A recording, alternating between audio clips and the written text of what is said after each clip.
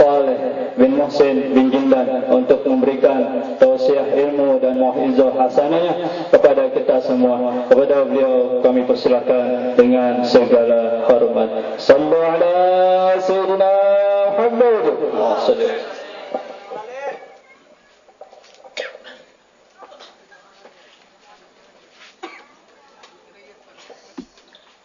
Bismillahirrahmanirrahim. Alhamdulillahi rabbil alamin, wassalatu wassalamu ala sayyidil mursalin wa khatamin nabiyyin wa ahlil bait mutahirin wa ashabil muhtadin wa taballahum bi ihsan ila yaumiddin wa alaina ma'ahum wa fihim bi rahmatika ya arhamar rahimin. Allahumma salli wa sallim ala sayyidina Muhammadin sahib al-taj wal-mi'raj wal-buraq wal-alam wa dafi'ul bala' wal-waba' wal-marad wal-alam jismuhu tahirun mutahharun mu'azzamun munawwarun man ismuhu maktubun marfu'un mawdu'un 'ala al-lawhi wal-qalam samsud duha badrul duja nurul huda misbahud dulam abil qasim sayyidul kaunain wa safir thaqalain mahbubun fil masriqin wal maghribain fa ya ayyuhal mustabuna li nuri jamalihi sallu alaihi wa sallimu taslima. Allahumma salli wa sallim wa barik alaihi wa ala alihi. Assalamualaikum warahmatullahi wabarakatuh. Yang saya muliakan para hujjat, para asatidah, para habaib, para sesepuh, hadirin hadirat yang dimuliakan oleh Allah Subhanahu wa taala. Dan khususnya akhirnya fillah Ustaz Faisal dan para jamaah dan tokoh pemerintah, yang mana Al-Fakir tidak sebutkan satu persatu tapi tidak mengurangi rasa cinta Al-Fakir kepada saudara-saudara sekalian. Alhamdulillah, kita panjatkan syukur kita kepada Allah Subhanahu wa taala jalla jalaluhu.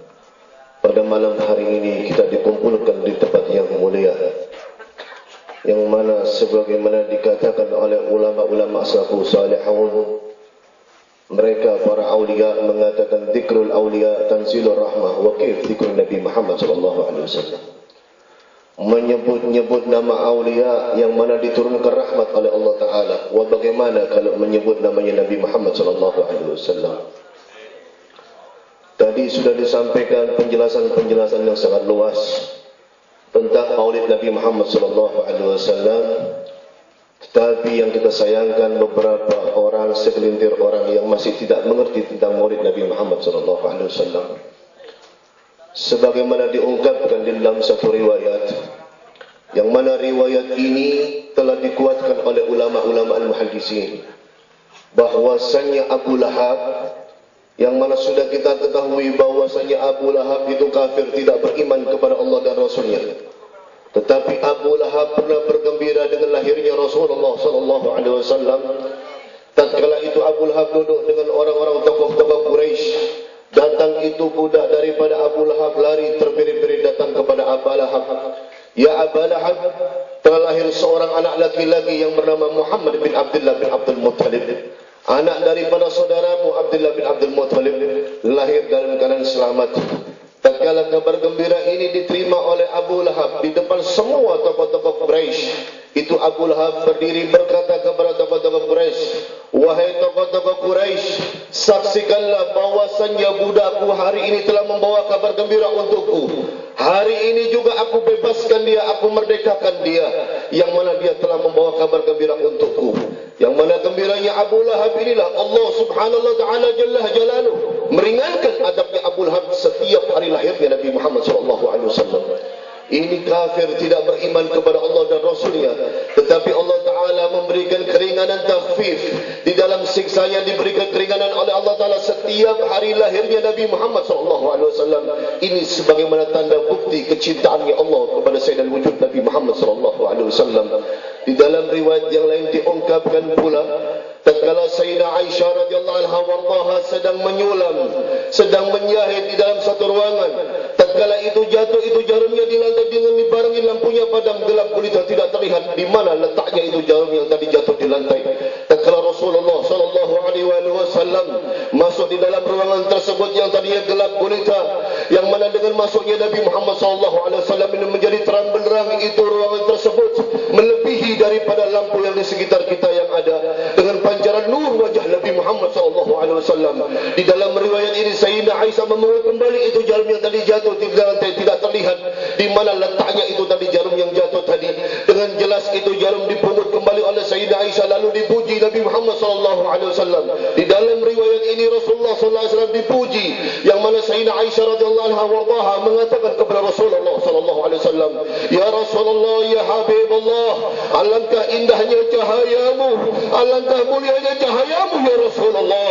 Ya Rasulullah sallallahu alaihi wasallam dalam riwayat ini mendengar pujian daripada istrinya. Rasulullah sallallahu alaihi wasallam mengatakan, wahai dalam riwayat hadis Rasulullah sallallahu alaihi wasallam mengatakan, "Al-bakhilu man dzukirtu indahu falam yusalli alaihi. Allahumma salli wa sallim wa barik alaihi wa ala alihi." Apabila disebut namanya Rasulullah di satu majlis, di satu perkumpulan yang mendengar tidak bersalawat kepada Nabi Muhammad sallallahu alaihi wasallam, itulah orang yang dimaksud orang yang bakhil, orang yang celaka yang tidak bisa melihat Nabi Muhammad sallallahu alaihi wasallam. Saya khawatir kepada orang-orang yang membenci maulid Nabi Muhammad sallallahu alaihi wasallam, termasuk daripada hadis Rasul sallallahu alaihi wasallam. Siapa yang tidak kenal dengan Rasulullah, siapa yang tidak mengenal Nabi Muhammad sallallahu alaihi wasallam, fi ahli sama' wa ahli al-ard mengenal semua Nabi Muhammad sallallahu alaihi wasallam. Tatkala diungkapkan pula di dalam riwayat yang lain yang seorang suku Badui yang mana di waktu itu belum beriman kepada Allah dan Rasulnya yang bernama Diram. Tatkala itu Diram sebagaimana setiap hari memakan satu hewan dhab, hewan biawak. Tatkala itu ditangkap dengan sulitnya itu hewan biawak. Tatkala seketika itu juga Rasulullah sallallahu alaihi wasallam melintas dengan para sahabat-sahabat Nabi Muhammad sallallahu alaihi wasallam yang mana tadi hewan biawak sudah sulit ditangkap oleh itu kepala suku Badui, yang mana itu biawak terlalang berhadapan dengan Rasulullah sallallahu alaihi wasallam. Itu biawak berhenti di hadapan Nabi Muhammad sallallahu alaihi wasallam, yang mana itu biawak berhenti. Tatkala ditangkap tidak lari dan tidak bergeser, itu biawak ditangkap oleh kepala suku Badui tadi sebagaimana setiap hari itu orang kepala suku Badui memakan itu hewan dhab. Tatkala ditangkap itu hewan dhab tidak bergerak dan tidak bergeser, yang mana dia kenal dengan Nabi Muhammad sallallahu alaihi wasallam. Tatkala dipegang itu hewan biawak tidak lari dan tidak bergeser, ditanya Nabi Muhammad sallallahu alaihi wasallam, "Siapakah engkau wahai gerangan laki-laki yang di hadapanku?" Tatkala Rasulullah sallallahu alaihi wasallam mengatakan dalam riwayat ini, "Wahai Diram, apa engkau tidak mengenali aku? Aku adalah Rasulullah. Aku diutus di muka bumi ini menjadi juru selamat buat sekalian manusia. Aku adalah seorang rasul yang mana diutus di muka bumi oleh Allah Subhanahu wa taala jalla jalaluh." Tatkala riwayat ini ditutup bukti Rasulullah sallallahu alaihi wasallam, "Wahai Muhammad, engkau mengaku seorang rasul. Bukti apa yang kau miliki? Lepaskan itu di genggamanmu wahai Diram. Lepaskan itu hewan dhab yang ada di genggamanmu." Tatkala diletakkan itu hewan biawak itu dhab tadi yang mana yang dipegang oleh Diram, diletakkan sengaja ekornya dihadapkan kepada Nabi Muhammad sallallahu alaihi wasallam, yang mana kepalanya menghadap kepada Diram. Tatkala diletakkan itu hewan biawak, apa yang terjadi ya hewan ikhwan? Lihat ini Rasulullah sallallahu alaihi wasallam, hewan yang tidak punya akal kenal dengan Nabi Muhammad, yang mana inilah kebesaran Allah Subhanahu wa taala jalla jalaluh. Tatkala diletakkan itu hewan biawak yang mana ekornya menghadap kepada Rasulullah sallallahu alaihi wasallam, itu hewan memutarkan balik badannya, yang mana kepalanya mengangkat lalu menunduk di hadapan Rasulullah sallallahu alaihi wasallam, yang mana disaksikan langsung oleh Diram. Di waktu itu Rasulullah sallallahu alaihi wasallam bertanya kepada itu hewan dhab, "Wahai dhab, berbicaralah engkau sebagaimana layaknya manusia. Katakan, siapa aku di sebenarnya?" Dengan izin Allah Subhanahu wa taala jalla jalaluh. Lalu itu dhab berkata sebagaimana layaknya manusia, berkata itu hewan biawak mengucapkan dengan lantang, disaksikan langsung oleh kepala suku Badui tersebut, yang mana mengatakan, "Asyhadu an la ilaha illallah wa asyhadu annaka Muhammadar Rasulullah." Yang mana itu masuklah Islam itu Diram, yang mana setelah mengucapkan dua kalimat syahadat memohon kepada Rasulullah sallallahu alaihi wasallam, "Ya Rasulullah, ya Habibullah, izinkan diriku kembali kepada kaumku, akan aku ceritakan ini kejadian demi kejadian yang mana aku berjumpa denganmu ya Rasulullah. Diizinkan oleh Nabi Muhammad SAW. Tatkala kembali kepada kampung halamannya, dikumpulkan itu pengikut-pengikutnya, diceritakan tentang kejadian-kejadian tersebut. So, mereka serentak sepakat masuk di dalam agama Islam, mengucapkan 2 kalimat syahadat sebagaimana yang diajarkan oleh Nabi Muhammad SAW. Tatkala setelah saya mengucapkan 2 kalimat syahadat, salah satu pengikutnya bertanya kepada Diram, wahai Diram, kami sudah masuk di dalam agama Islam. Setelah mengucapkan 2 kalimat syahadat, apa yang kita lakukan selanjutnya? Tatkala itu orang tidak tahu, yang mana Diram lupa bertanya kepada Rasulullah. Dia datang lagi menghadap kepada Rasulullah, datang menghadap Nabi Muhammad SAW, berkata kepada Rasulullah, ya Rasulullah, ya Habibullah, aku dan kaumku sudah masuk di dalam agama Islam yang dibawa oleh agama yang kau bawa ya Rasulullah. Kami sudah sepakat masuk di dalam agamamu. Setelah mengucapkan 2 kalimat syahadat, apa yang kami lakukan ya Rasulullah? Rasulullah SAW mengatakan sebagian dalam rukun Islam, Rasulullah SAW mengatakan wa iqamus salah wa ita'uz zakah wa shaumur Ramadan wa hajjul baiti man istata'a ila sabila. Tatkala Rasulullah mengatakan wa iqamus salah, itu dia berjanji kepada Rasulullah SAW, ya Rasulullah, ya Habibullah, aku berjanji di hadapanmu yang mana disaksikan oleh Allah Subhanahu wa taala jalla jalaluhu, 5 waktu yang diwajibkan di dalam agama Islam aku akan jaga sampai akhir umurku, sampai tetesan terakhir aku akan jaga ini 5 waktu, tidak aku tambah dan tidak aku kurangi. Yang mana dikatakan janji sebagaimana Diram mengatakan kepada Rasulullah SAW. Tatkala dengan janji ini disaksikan oleh Nabi Muhammad SAW, wajah Nabi berubah kemerah-merahan, seolah-olah Rasulullah SAW marah kepada Diram, maknanya tidak dikerjakan sunnah Nabi Muhammad SAW. Rasulullah SAW dalam riwayat ini, Rasulullah dengan lantang mengatakan, wahai Diram, kalau benar apa yang kau katakan yang mana disaksikan oleh Allah Subhanahu wa taala jalla jalaluhu, hari ini juga aku berikan kabar gembira untukmu, nanti engkau bersama aku di dalam surga Allah Subhanahu wa taala jalla jalaluhu. Lihat ini 5 waktu yang dijanjikan oleh Diram, yang mana tidak ditambah dan tidak dikurangi, mana tidak dikerjakan sunnahnya Nabi Muhammad SAW, tetapi sudah diberikan kabar gembira oleh Rasulullah, apalagi ditambah sunnah nabawiyah, sunnah daripada sayyidul wujud Nabi Muhammad SAW. Dikatakan oleh Al-Habib Abdullah bin Al-Haddad radhiyallahu anhu di dalam kitab Nasai Diniyah, beliau mengatakan fadail sunnah nabawiyah, sunnah daripada sayyidul wujud Nabi Muhammad SAW, yang mana sunnah nanti kedudukannya di yaumul qiyamah menjadikan tambalan khususnya abad ibadah kita kepada Allah Subhanahu wa taala. Ini yang menunjang yang mana sunnah Nabi Muhammad SAW. Begitulah yang mana diajarkan oleh ulama-ulama salafus saleh, sebagaimana di dalam kitab Tahfadz al-Ashraf, Al-Habib Muhammad bin Hadi As-Saddaf radhiyallahu anhu, beliau adalah salah satu ulama di negeri Hadramaut. Di dalam kitab tersebut diceritakan tentang fadail as-salah ala Nabi Muhammad SAW, yang mana zaman dahulu kala, zamannya seorang sufi yang sangat terkenal yang bernama Imam Sufyan Ibn Thawri radhiyallahu anhu. Tatkala Imam Sufyan Ibn Thawri radhiyallahu anhu memperhatikan salah satu anak muda, yang mana ini anak muda diperhatikan oleh Imam Sufyan Ibn Thawri radhiyallahu anhu, tidak bergerak daripada tempat duduknya, tidak bergeser daripada tempat duduknya, tidak bangkit daripada tempat duduknya kecuali salawat kepada Sayyidina wujud Nabi Muhammad SAW. Tatkala beliau datang kepada itu anak muda mengucapkan assalamualaikum waalaikumsalam warahmatullahi wabarakatuh, mada turid, ditanya ini Imam Sufyan Ibn Thawri, apa yang kau inginkan? Imam Sufyan Ibn Thawri berkata kepada itu anak muda, wahai anak muda, dari tadi aku perhatikan engkau tidak bergeser daripada tempat dudukmu, engkau tidak bergerak daripada tempat dudukmu, dan engkau tidak bangkit daripada tempat dudukmu kecuali engkau bersolawat kepada Nabi Muhammad SAW. Kenapa engkau tidak bertahmid? Kenapa engkau tidak bertahlil? Kenapa hanya bersolawat kepada Sayyidina wujud Nabi Muhammad SAW? Tatkala itu anak muda menjawab, siapakah gerangan engkau ini wahai laki-laki, semoga Allah Ta'ala memberi rahmat kepadamu. Tatkala Imam Sufyan ditanya siapa namanya, Imam Sufyan Ibn Thawri radhiyallahu anhu menyebutkan namanya, aku yang bernama Sufyan Ibn Thawri radhiyallahu anhu. Tatkala itu anak muda disebutkan namanya Imam Sufyan Ibn Thawri radhiyallahu anhu, seorang tokoh sufi yang sangat terkenal. Itu anak muda sambil menangis berkata, wahai Imam Sufyan Ibn Thawri, kalau bukan kerana namamu tidak asing di zaman ini, aku tidak akan buka ini hijabku, aku tidak akan buka ini rahasiaku. Tatkala dahulu kala aku menunaikan ibadah haji bersama ayahku, tatkala di perjalanan haji ayahku meninggal dunia, yang mana perjalanan haji meninggal dunia, tidak lama kemudian wajah ayahku berubah menjadi hitam gulita.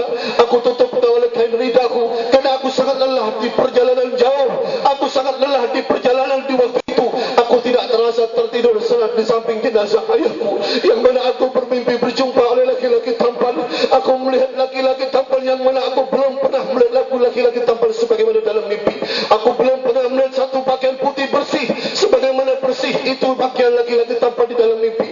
Aku belum pernah mencium bau wangian lebih harum daripada misik sebagaimana bau harum badannya laki-laki tampan.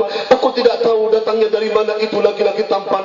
Tatkala tahu-tahu sudah di hadapanku, tidak lama kemudian ini laki-laki tampan membuka kain yang menutup wajah ayahku, lalu mengusap dengan telapak tangannya. Berubah wajah ayahku menjadi putih bersih, terpancar nur di wajah ayahku. Tatkala laki-laki tampan itu meninggalkan kejadian itu, aku pegang jubahnya.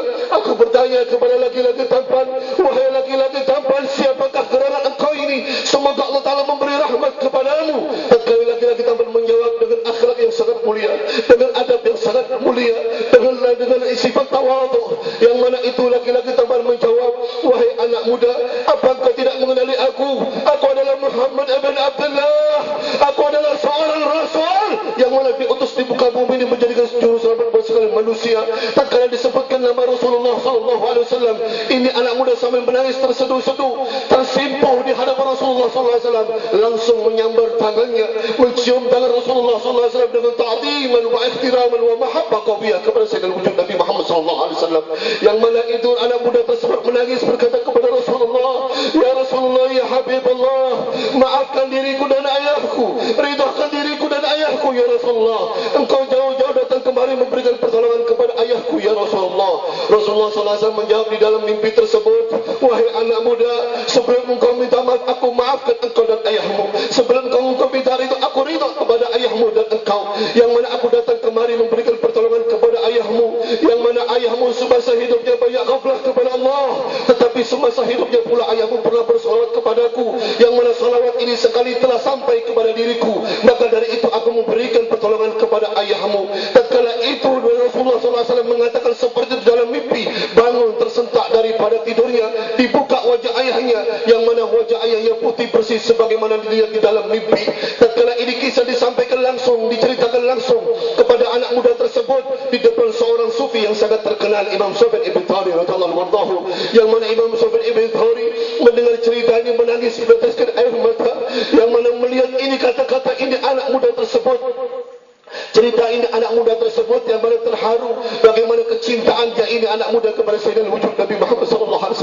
Imam Sufyan Ibn Thawri bertanya lagi kepada itu anak muda, kenapa engkau tidak membaca zikir yang lain? Engkau hanya membaca salawat kepada Rasulullah SAW. Itu anak muda sambil menangis berkata, wallahi demi Allah, aku selama melihat, aku telah membuktikan bagaimana kebersamaan salawat Nabi Muhammad SAW. Semenjak itu aku tidak mengenal bacaan yang lain, aku hanya mengenal salawat kepada Sayyidina wujud Nabi Muhammad SAW. Yang mana aku akan baca selalu ini salawat kepada Rasulullah, dan aku mohon kepada Allah Ta'ala, yang mana salawat ini aku akan jaga sampai akhir umurku, sampai tetesan terakhir, yang mana salawat ini aku selalu baca kepada Sayyidina wujud Nabi Muhammad SAW. Lihat dikatakan oleh Habib Muhammad ibn Hadi As-Sagaf radhiyallahu anhu, berapa banyak orang bersalawat kepada Rasulullah tetapi belum mendapat tanda-tanda yang mana salawat tersebut telah sampai kepada Sayyidina wujud Nabi Muhammad SAW. Kenapa? Sebab karena ada hijab antara diri kita kepada Rasulullah SAW. Apa yang menjadi hijab antara diri kita kepada Rasulullah?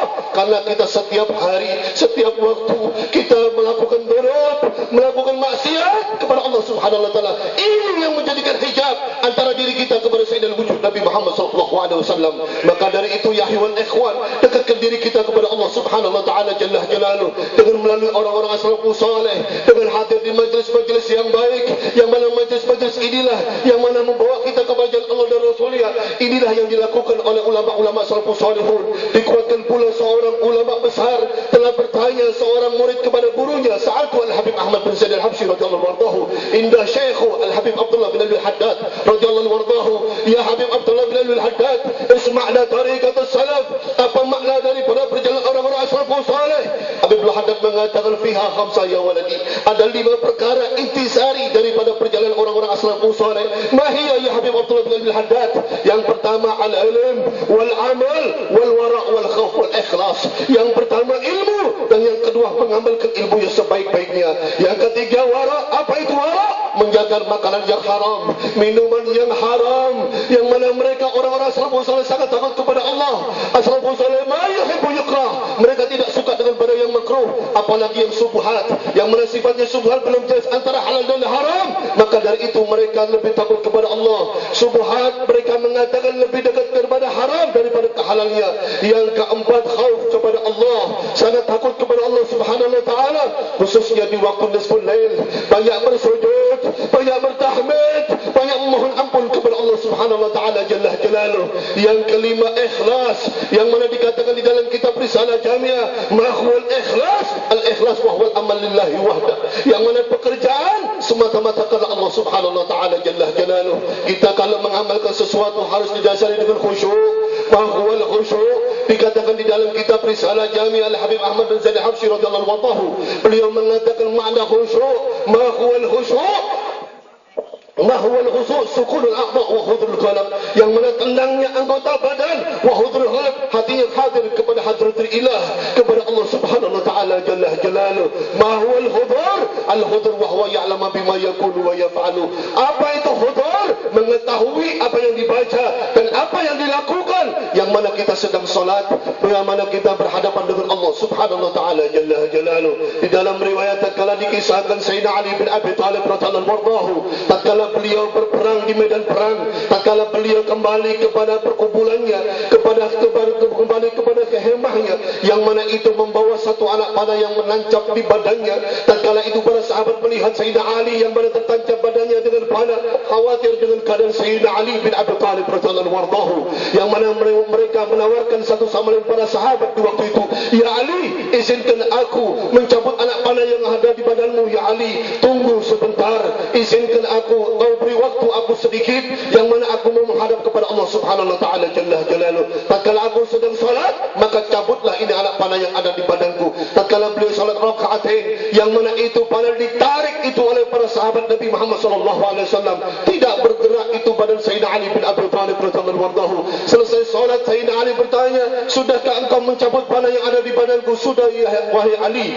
wallahi demi Allah aku tidak merasakan apa-apa. Disitulah mereka para sahabat Nabi Muhammad sallallahu alaihi wasallam. Dikatakan makna sahabat, yang mana di dalam kitab Sarah Safidatul Najah, di dalam kitab Nailul Raja yang dikarang oleh Sayyid Ahmad bin Umar Syatiri radhiyallahu anhu, beliau mengatakan makna sahabat. Apa itu makna sahabat? Yang beriman bersama Nabi, satu zaman bersama Nabi, duduk bersama Nabi. Ini makna sahabat, yang mana kita ini sebagaimana yang diajarkan oleh orang-orang salafus saleh, yang mana mayoritas di Indonesia ini berakidah Ahlussunnah wal Jamaah, yang mana ini diajarkan oleh Rasulullah sallallahu alaihi wasallam. Lihat Rasulullah cara mendidik para sahabat Nabi Muhammad sallallahu alaihi wasallam. Sayyidina Umar bin Khattab radhiyallahu anhu, di dalam kitab dikatakan dalam sejarah Khalifah Sayyidina Umar, yang mana wibawanya sangat tinggi. Tatkala itu bertemu dengan iblis di tengah jalan, iblis takut melihat Sayyidina Umar bin Khattab radhiyallahu anhu, tetapi lihat dididik oleh Rasulullah sallallahu alaihi wasallam, sifat rahmat yang sangat tinggi. Tatkala beliau menjadi khalifah ba'da Rasulullah,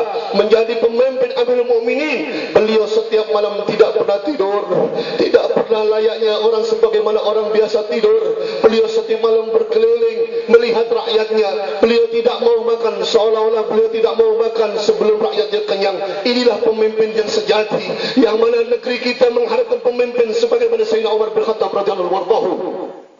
Tatkala beliau itu berkeliling kampung, berkeliling jalan, tatkala sekali waktu beliau mendengar suara rintihan anak menangis, yang mana dicari tahu oleh beliau. Tatkala diketuklah itu rumah, salah satu rumah, yang mana dibuka pintu lebar-lebar oleh si penghuni rumah.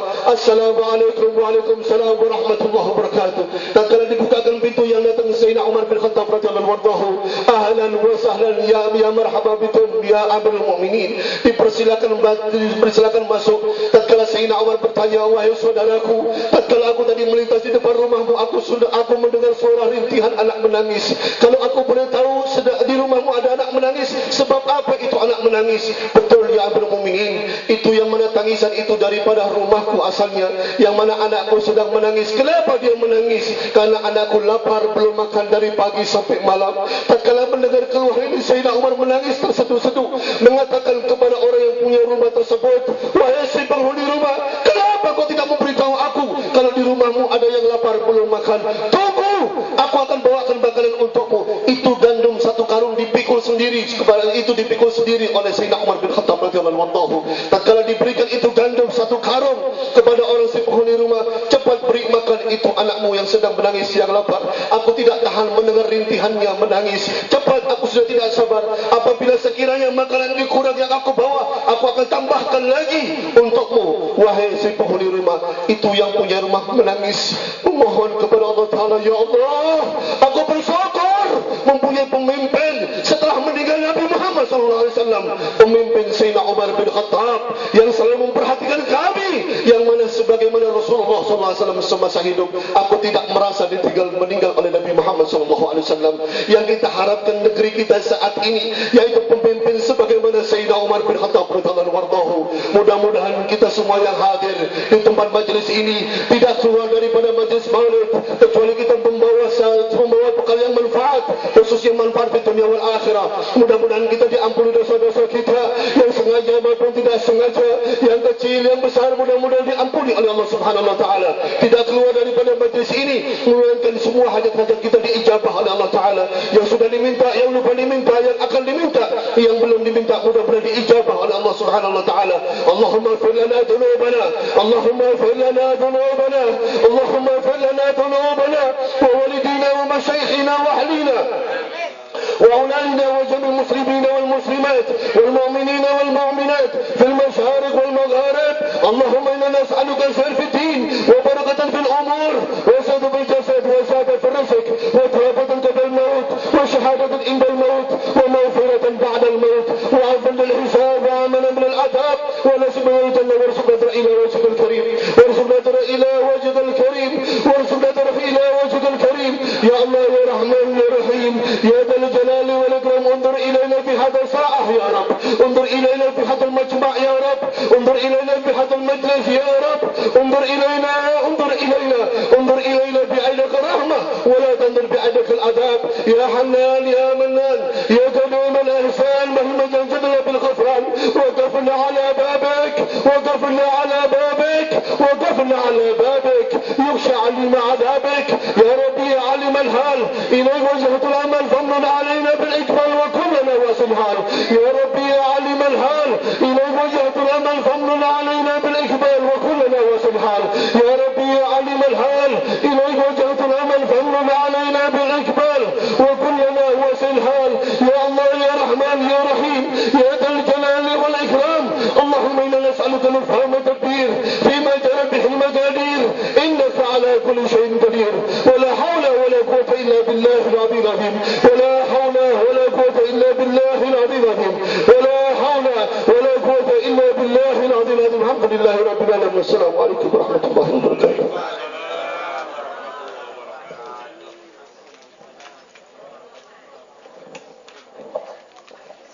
Terima kasih kami ucapkan kepada guru kami yang mulia Tuan Karam Muhtaram Al-Habib Saleh bin Muhsin bin Jindan yang telah memberikan mau'izah hasanahnya kepada kita semua. Mudah-mudahan bermanfaat untuk kita semua baik dalam kehidupan sehari-hari kita dan kehidupan selanjutnya. Amin amin ya rabbal alamin.